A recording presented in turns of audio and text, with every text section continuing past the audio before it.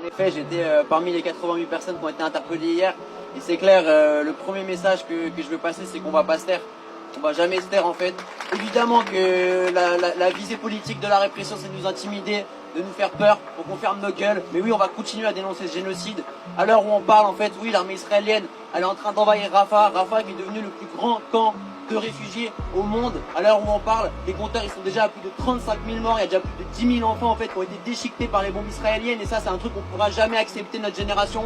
On est en train de voir un génocide se dérouler en direct live sur les réseaux sociaux et on va continuer à affirmer notre solidarité haut et fort avec la Palestine. Nous on était en train de manifester pacifiquement dans la Sorbonne, ils nous ont éjectés le plus rapidement possible parce qu'ils sont terrorisés à l'idée en fait qu'il y a un mouvement de solidarité qui se déclenche en France. Ça fait des mois et des mois qui criminalisent toute opposition à la politique de soutien à ce génocide du gouvernement français. Il y a eu des centaines de personnes qui ont été convoquées pour apologie au terrorisme dans les universités. Ils sont en train de banaliser la présence de keufs dans nos campus, à Sciences Po Lyon, à Sciences Po Reims, à Sciences Po Toulouse, à la Sorbonne à plusieurs reprises.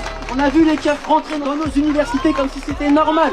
Hier on était 88 en garde à vue, 88 étudiants en garde à vue, c'est un scandale. C'est extrêmement grave, faut pas qu'on laisse passer cette répression-là en parallèle dans le monde de la recherche. Ils essaient d'instaurer une chape de plomb sur les chercheurs. Il y a des conférences de spécialistes du Moyen-Orient qui ont été annulées. Les chercheurs qui ont été convoqués par le CNRS pour se prendre des coups de pression pour pas qu'ils s'expriment sur ce qui se passe actuellement au Moyen-Orient. C'est très politique ce qui se passe aujourd'hui. Ils savent pertinemment que les universités, c'est le lieu où a démarré les plus gros mouvements anti-guerre de l'histoire. Mai 68, ça a commencé dans les universités américaines, à Columbia. Et de ce point de vue-là, moi je suis extrêmement fier de m'inscrire dans ce mouvement international qui est en cours. Parce qu'aujourd'hui, il y a plus de 100 universités aux États-Unis qui sont mobilisées. On passe à une répression extrêmement importante. Ils se prennent des balles en caoutchouc dans la gueule, des coups de matraque par des polices équipées avec des outils anti-émeutes. Et ils continuent à se soulever, ils continuent à dire qu'ils vont pas se taire, ils montent des barricades pour dire qu'ils vont continuer à se lever. C'est la même chose au Royaume-Uni où il y a plus de 10 universités mobilisées.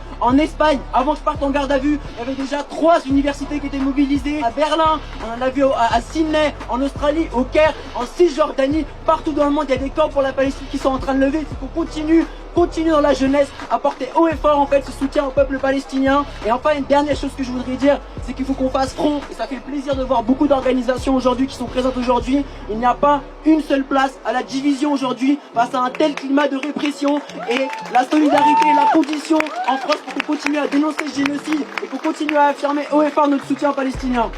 Merci à tous.